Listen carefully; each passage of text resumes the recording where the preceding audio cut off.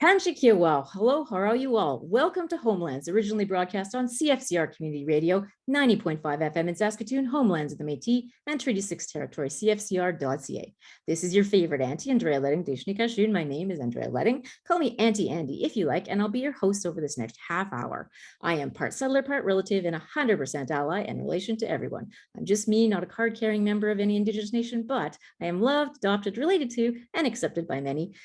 Hated by a few, but rejected by a few, but haters gonna hate, relators gonna relate. I am blessed to have Indigenous relations in my family and secretly may love them a little bit more than all the rest, only because they're the first peoples of this land who welcome all the guests. But I'm also of Irish and Scandinavian descent, along with a little bit of mystery, and that's the way I was raised, justice-oriented and decolonial with a big related heart for all. I most empathize with my Batoche Métis friends and family and that history and culture growing up, and as an adult have continued to try to live that Neopamitzwin, that beautiful, good life. So from the fringes of the Sash, I situate myself as a relative and an ally, and welcome you, my friends and listeners, as brothers, sisters, nieces, nephews, cousins in the Homelands. So let's welcome our relative tonight. We have with us from Prince Albert area, Patrick Moonbird, who is a musician among many other things, and he's just gonna, tell us a little bit about himself and kind of do his own introduction, and then we'll just have a great conversation. I'm really looking forward to it. So Patrick, go ahead. Hi, everyone. I'm Patrick Moonbird, and I am a self-taught Indigenous producer from Prince Albert, Saskatchewan. I've been making music since I was 9 years old, and I've just loved the creative process. Fantastic. It's so great to have you with us. So were you born and raised in Prince Albert? Is that kind of where you grew up, or did you move around a bit, or tell us a bit about that part first? Okay, so I was born in Prince Albert, and I was raised here. At the age of 18, I moved away to Cumberland House, and that's where I really started to develop my own style and of producing and everything like that. So yeah, moved there for about, I think, 4 years, and then moved back to Prince Albert, and then just continued to reside here. Cumberland House is such a beautiful part of the north. Did you have family there or friends, or kind of what drew you to that community? Well, my wife's family is from Cumberland House, and she has a lot of history. Like, her family has been in that area for such a long time that her grandparents met through the co-op store there, and so so she's just had her family there for a long time, and when we moved up there, that's where we were going, as to go see her family and to just be closer to her family. And so you're back in Prince Albert now, though, I take it? And yes. Yeah, so contrasting the two communities, I mean, both of them are in their own ways like very Indigenous communities. I always think of them as, and like what kind of differences did you find, like in the music scene, but also just in general? Tell us a bit about that, maybe for people who haven't been to. I mean, I imagine most people in Saskatoon area have been to Prince Albert, but Cumberland House is a little bit further. So yeah, just like a bit about the two. Yeah. Yeah, so Cumberland House is like one of the oldest settlements in Saskatchewan, and it's just beautiful there. Lots of woods, lots of nature, heavy with some hard things like addictions and stuff like that, but like same with Prince Albert, it has a hard time with addictions and stuff. So it's not the easiest thing to see every day, but definitely keeps you on the right path sometimes, and it just makes you realize that like there's more to life than substances. Yeah, that's so true. Patrick and I were talking just informally beforehand. I just lost somebody to that area of life, right? And it's something that our whole population struggles with in this province. And I mean, nationally even, I mean, it's Gabor Mate is like a really great physician and trauma addictions worker who talks about how addictions are so tied to trauma, right? And so, I mean, you got a couple of centuries of genocide ongoing, and I mean, it's going to come along with it, right? Like, people turn to substances and self-medicating when they don't, when everything else has been taken away, and so we yeah, for sure. It's tough. It's tough to see, and yeah, you try and go, okay, I'm going to try to live my life in a good way today and support people as I can, and that kind of thing. But yeah, It is for sure hard. And yet, I mean, people are so beautiful and the land is so beautiful, right? And it's just, Yes. yeah. So tell us a bit about like producing. So you said you've been a musician since you were 9. So what was your kind of road through music and into producing? Talk about that a bit. Okay, so well, I grew up in a musical family. My dad played guitar, my sisters sing and play piano, and my grandma was just overall like a piano player, organ player, and a guitar player. So I just grew up really musically, and at the age of 9, I decided that I'm gonna start learning how to play guitar, and picked up a blues book that my dad had, and then started learning from there. Learned the blues first, and then around the age of 15, no, I would say probably even 13, I started thinking about starting a band. And then I started a metal band. It was called Dread Chip, and we had a lot of shows that we were playing. We went to Winnipeg, and another later on down the line after that, like kind of dissolved and stuff. I decided to start another band with my sister called the Dead Talk, and that one was that went on for a couple of years, and then we both just kind of lost the drive to do it. So after that, I started producing for my own music project, Patrick Moonbird. And then once I started doing that, that's where it really took off and just started my whole career. Right on. So do you so when you produce like so you kind of do your own production, of course, you know, as a musician and kind of thing. And do you produce other recording artists as well? Can you talk a bit about kind of that and networking and Oh, absolutely. So yes, I have a couple friends that are also musicians. One of them is Soul Father. He's a musician here in Prince Albert. Good friends in high school, and then later on down the line, he just contacted me and said, "Hey, like let's work together. Let's do something together." So he sent me a piano track, and it had a little bit of bass in it. So I just took off with that. Wrote the song "Don't Be Scared." And yeah, another artist I was working with is Lonely Decisions, which is one of my childhood friends. We knew each other since kindergarten. So ever since then, like just like producing with other artists and stuff like that is so different than just producing for myself, because I like to put a lot more care into it, opposed to my own music. For some reason, I don't know why. I think it's just because like I just want to like take care of them and like make sure that they take off in the right way.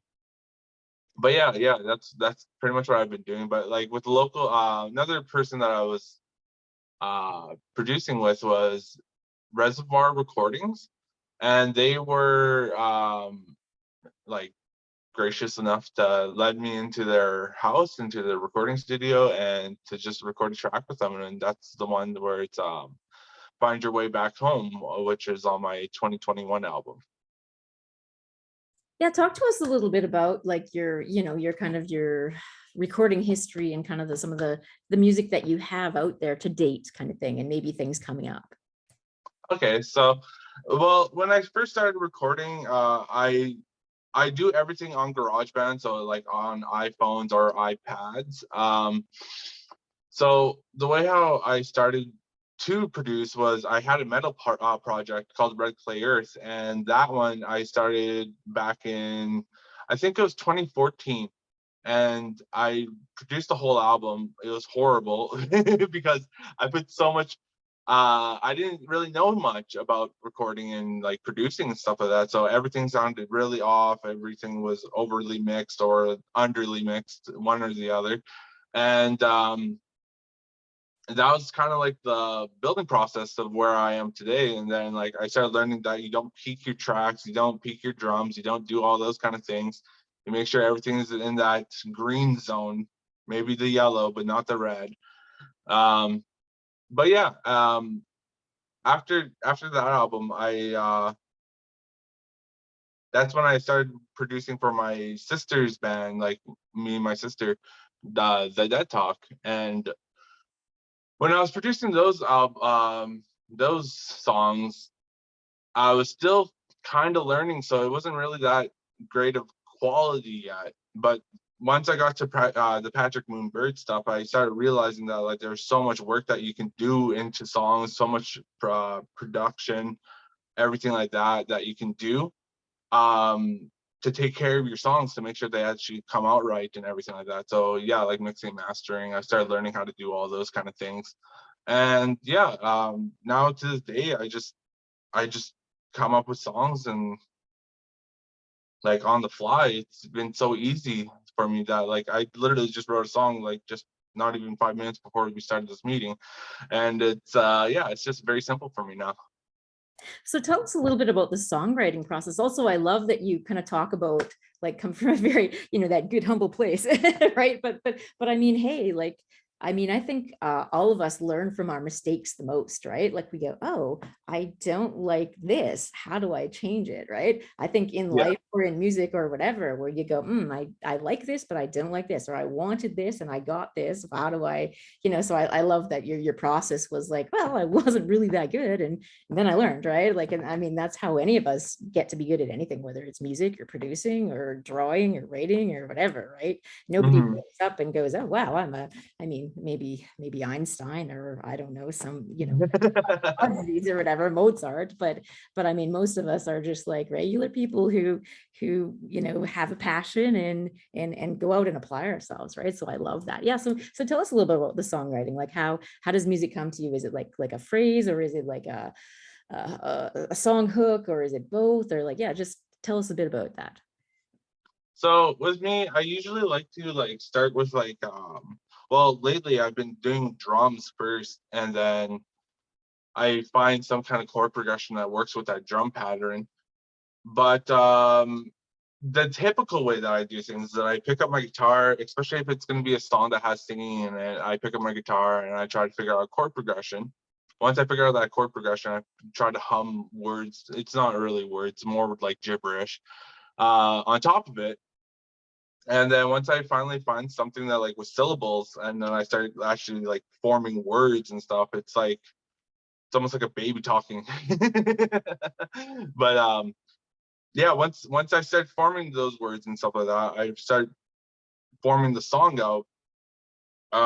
Then I take off from there. Like as soon as I get like a couple words, couple of chords, I'm on my bass, I'm on my uh guitar, like my electric guitar, I'm on my keyboard, I'm on everything, like everything that I can possibly do. And then yeah, I just like it just takes off from there. That's awesome. I mean, it's really cool to hear like the process. I know we've talked to like other musicians on this show over the course of the Homelands, which actually in April is in its final month. We will actually, this is the first announcement of this, or maybe the second, but it looks like Raven Reed will be. I don't know if you know Raven, but she's Yeah. yeah, she's been in PA as well. She grew up there, and she's currently based in Saskatoon. And yeah, so starting in May, she's going to be, hopefully this is not a premature announcement, but she is gonna, she's going to be taking over this slot and kind of creating her own kind of music and talk show as well. So I've been doing this for about a year and a half, and I've loved doing it, but it's gotten just quite busy with life and that kind of thing, and booking and all of that on top of everything else. And so I just went, you know what, let's turn it over to someone else for a while. I can fill in from time to time if there's the need, but yeah, I'm really excited to kind of see where she's going to go next. But yeah, it's music, I think, is like what, as you were talking, I was thinking, like, and I don't know, maybe you can answer this question, but I've noticed, like, I know in the Métis community, for example, music is super important, like whether it's fiddling or jigging or contemporary or song or that kind of thing, very hugely tied. And then of course, like with like Cree background, for example, you've got your powwow singers, you've got your rappers, you've got, right, like kind of everything, but music is also hugely important. And that drum beat, right, like that Mother Earth. And I love that you start with the drums, right, because that's so kind of, I don't know, that it just makes sense to me, right? Like the beat is for me always what I hear first. So yeah, I don't know what kind of communities, like other than Cut Your Wife's Cumberland House, what kind of communities do you come from yourself, and that kind of thing, and yeah, I don't know. Any further thoughts on kind of all of that, the importance of the drums and the contemporary music scene in Saskatchewan and that kind of thing, especially the Indigenous music scene? Yeah, so my mom's side of the family, I think really got heavily, like they got heavily affected. I'm not saying that that like my father's side was excluded, but he got heavily affected with the colonization of Canada, and lost their singing, their dancing, and everything like that. So um, they do like to jig, they do like to listen to music. They do. There's a lot of musicians from that side of the family, but it just kind of feels like colonization really took over on their side. But where my father comes from, there's dancers, there's singers, traditional singers, all those kind of things. Heavily music oriented people. So I think that's where a lot of my influence and everything like that came from, was from my father's side, because it was his mother that was the one that played guitars, piano, and all those kind of things. Um, yeah, and it's just kind of hard because, especially with the way how I grew up, I am a first generation residential school survivor. So like, or second generation, I can't remember what the actual term is, but my parents were both in residential schools, so they got taught that powwows and everything like that were like demonized. They got told that that was the devil, and it's just like, it was so hard to reclaim that later on in life. I never got to learn my language, which is really sad. I got to learn English, and I got really good at it. So but never got to learn my own language. It's crazy. Yeah, that's, I mean, for sure. Like we were talking about colonization at the beginning, just about how it feeds in terms of trauma and that sense of loss and that sense of ancestral memory that's kind of been interrupted, right? And I mean, um, it's hard. Residential school stuff is hard. I mean, we've kind of just come to the end of the week of that Vatican.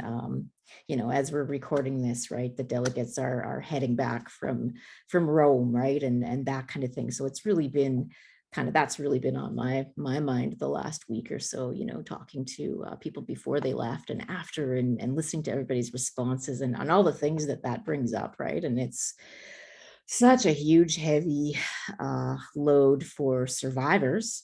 I mean, I think it's a huge thing for this country, but lots of people don't kind of want to, not everybody wants to look at it. They're like, oh, well, yeah, whatever, get over it. And it's like, well, no, let's talk about Yeah, it, right? yeah, yes. Yeah, so I mean that's huge, right? And so I know some I have a really good friend of mine actually is I actually consider her a sister. She's a bird. She was a 60s scoop and she was from I want to say the File Hills region. Do you have relatives there as well, like around Quappel, or are you kind of north, or do you know Um, anything or? so, so the bird name comes from my father's side. We were originally called Yellowbird, but I think when they were signing treaties and doing stuff like that, they were just like, screw it, everybody who has bird in their last name is just a bird. So I think that's really the story that happened. And what was it? I do know I have relatives all across Saskatchewan, probably even across Canada, but I wouldn't know because I just the family that I know is the family that I know. Yeah. Well, I mean, right. It's like, yeah, when there's like this interruption of family basically and land connections and reserves and scoops and school and residential schools and erasure and all that, it's kind of like you kind of are hard pressed to kind of really, yeah, it's a big deal. In terms of music again, like, I mean, I love that it's kind of still a family thing. It's something that you've managed to keep on at least one side, and it sounds like it was really important on the other as well. um what are some messages that you would like other Indigenous artists and youth and up and comers like take away in terms of their own talents and their own, how to kind of get going in music? So I would definitely say, like, for one, don't give up. Don't ever give up. I've been down that road. I've been there. I've given up, and I picked it back up. Like, it's not worth it. You're down the line. You're gonna regret it. And no matter what, if you just start something and you're not good at it, keep trying, practice, practice, practice, and don't let other people's ideas of what Indigenous people are interrupt that at all. Because, like, a lot of people think, like, Indigenous people, oh, we're just drunks or we're just like addicts and stuff like that. And it's like, that's not true. You could break that cycle. You can, like, you could become a better person, and you could show them. You could show them that they're wrong. Another thing too is that, like, with me, I never had that connection to my culture, sadly, because it was taken away from me from residential schools and stuff like that. But when I write music, I feel close to my ancestors. I feel close to all the people that I've left, have left the earth and everything like that. And I feel more Indigenous than I've ever felt in my whole life. That's so beautiful. Sorry, I just have chills. Yeah, I've talked about it with, I think if people didn't hear the interview with Phelan in December before she sang with the symphony, she's also a language teacher. She does happen to have the Cree language, but also a musician. And she talks about how, whether you know the language or not, singing is just a spiritual thing, right? And it's an ancestral thing, right? And music, Hmm. right? And it connects everybody, whether, you're from here or not, right? And so that's the power of music, right? And it's storytelling too, right? Like, it's your story. And if you're writing the music, it's your words. But if somebody else has written the music and you're doing a cover or whatever, it's also still your spirit that you're putting into those words and your interpretation, right? Like, you're reaching other Yeah. people with the most personal thing, which is your voice and your body as an instrument, right? It's just really, really beautiful. I guess just before I let you go on to respond to that, I should, as we're kind of, over the halfway point, I'm just really enjoying this conversation, just mention that in April is membership month for CFCR. So we do encourage our listeners to show their support for volunteer-driven local radio and get this 22 to 2023 CFCR membership card today. In April, especially, we ask for your support. Card-carrying CFCR members receive perks like discounts at a variety of great local businesses and chances to win all sorts of member-only draws, bonuses, and prizes throughout the year. Regular memberships, $25. Student, newcomer, and under or unemployed ones are only $10. A great deal for the year, supports community radio and great programs like this, where right now we are talking to Prince Albert area musician Patrick Moonbird. And on Homelands, we talk to all kinds of great people. And you can see all the shows on the YouTube channel. Follow on Métis Homelands Twitter, reach out at métishomelands@gmail.com. And yeah, we have a year and a half of great programming and wrapping up in April, and we'll be moving on to more Indigenous programming with Raven, and she's going to be, announcing more news about her program as the month goes on, and we will also have her as a guest to transition before she begins in May. So very exciting stuff. So get your membership card online at cfcr.ca/membership. If you renew or sign up before April 30th, you'll also be entered to win a prize pack of gift certificates from some of CFCR's great sponsors. So yeah, back over to you, Patrick, just in terms of kind of that, the importance of music for everybody, right? In terms of that spiritual component, right? And our ancestors and that kind of thing. I don't know. Did you want to talk more about that, or? Yeah, absolutely. So, with, like, the way how that I like to like talk about my own, like, culture and stuff like that, is that, like, I do like to acknowledge the fact that I don't know it because of colonization and stuff like that. But um that feeling that you get when you write music and you write something that's, like, really deep with words and stuff like that, it's just un what's the word I'm looking for? It's unbelievable, I guess, was the best word I can find. Yeah, it's hard, kind of indescribable, right? It's kind of unmatched. Yeah, in terms of like, and I love how music, I mean, it can just be somebody singing like just a cappella and it's beautiful, right? Like if you go to like a, I don't know, like I've been lucky enough to go to traditional ceremonies. I didn't grow up with that, but as an adult, right, gone to like a sweat lodge or Mhm. something like that, where it's just people singing and maybe have a rattle or whatever, and it's so powerful. Like you can just, I mean, it's dark and you can just feel it in your heart and your soul and your spirit, and it's like I have no words for it. It's magical, right? But I mean, just even like to hear recordings on the radio, like our voices today, or music. And by the way, maybe before we wrap up too, because we are starting to like, we're kind of in our last couple of minutes, can you tell us a bit about where people can find your music? Okay, so everywhere that you can stream music, you can find my music. Just search up Patrick Moonbird, and my most popular song is Moonlight Densetsu. It's a remix of a Sailor Moon song. That one really popped off. It got like, I think, 780,000 listens on Spotify alone. I think over 1 million with Spotify and Apple Music mixed together. It's a great track.